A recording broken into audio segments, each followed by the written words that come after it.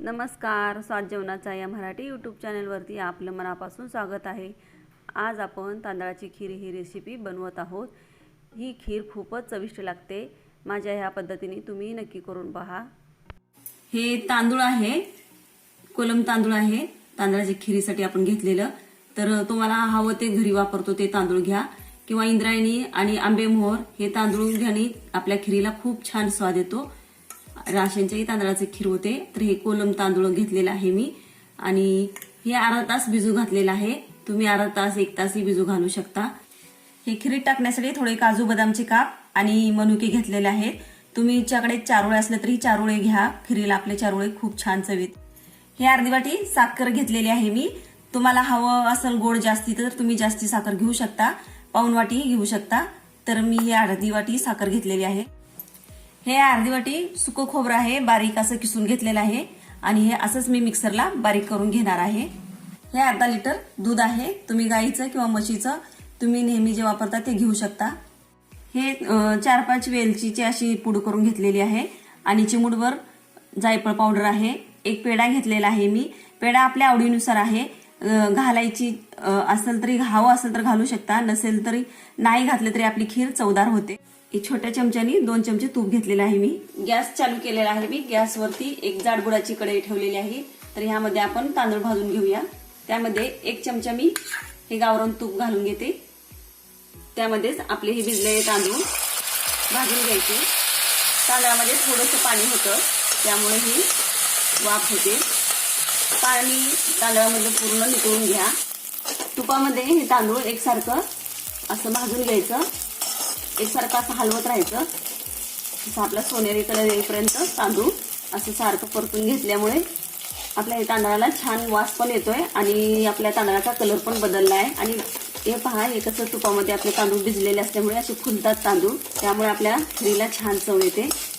आपले तांदूळ छान असे सोनेरी कलर मध्ये छान भाजून झाले। तर आता हे एका भांड्यात मी काढून घेते। तांदूळ भाजून झालेले आहे, त्याच कढईमध्ये मी आता हे काजू बदाम आणि मनुके हे पण तुपामध्ये परतून घेते। आपले हे काजू बदाम आणि मनुके हे असं जर तुपात परतून घेतले की त्याची चव पण खूप छान लागते। गॅस मिडियम ठेवायचा। आणखी अर्धा चमचा मी यामध्ये तूप घालून घेते, जेणेकरून आपले हे सगळे काजू बदाम तुपात छान परतून होतील। तूप आपण कमी जास्त वापरू शकतो। तर आता हे आपले छान भाजून झालेले आहेत। आता हे मी काढून घेते एका भांड्यामध्ये। आता गॅसवर मी कढई ठेवलेली आहे।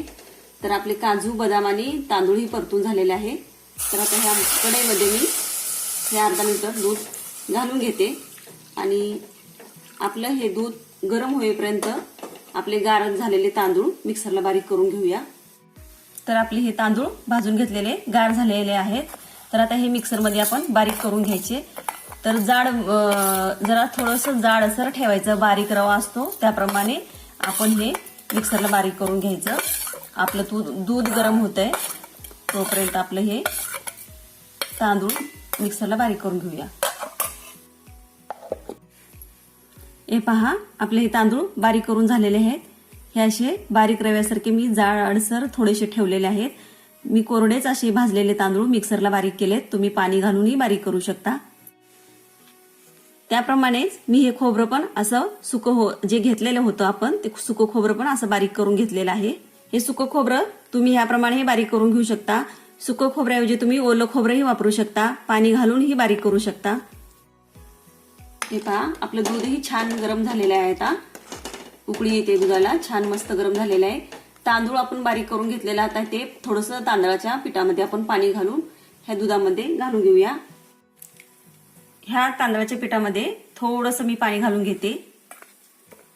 हे तांदूळ भिजण्या इतकं कोरडं तांदूळ घालायचं नाही, कारण मी मिक्सरला पाणी घालून वाटलेलं नव्हतं, म्हणून हे मी पाणी घालून आता थोडंसं भिजवून घेते आणि आपण हे असंच दुधामध्ये सोडणार आहोत। पाणी घालून असं एकत्र एकजीव करून जर आपण दुधामध्ये सोडलं तर गाठोड्या होणार नाहीत आपल्या खीरीच्या, म्हणून हे थोडंसं पाणी घालायचं आणि हे सगळं एकजीव करून असं हलवून घ्यायचं। मिक्सरला जर बारीक करून घेतलं पाणी घालून थोडं तरी फिरवून थोडं छान आपला एकजीव होतो। हे पहा, असा गरेदार छान आपलं तांदूळ बारीक झालेला आहे। हे आता हे तांदूळ घालून घेते। हे तांदूळ असं पाणी घातलेलं आपण एकजीव करून घेतलेलं आहे आणि असं हे जेव्हा मी तांदूळाचं पीठ सोडते तेव्हा हे सारखं असं खाली दूध ढवळून घ्यायचं। आपल्या ह्या तांदळाच्या पिठाच्या गाठोड्या होणार नाही। गॅस मिडियमच ठेवायचा।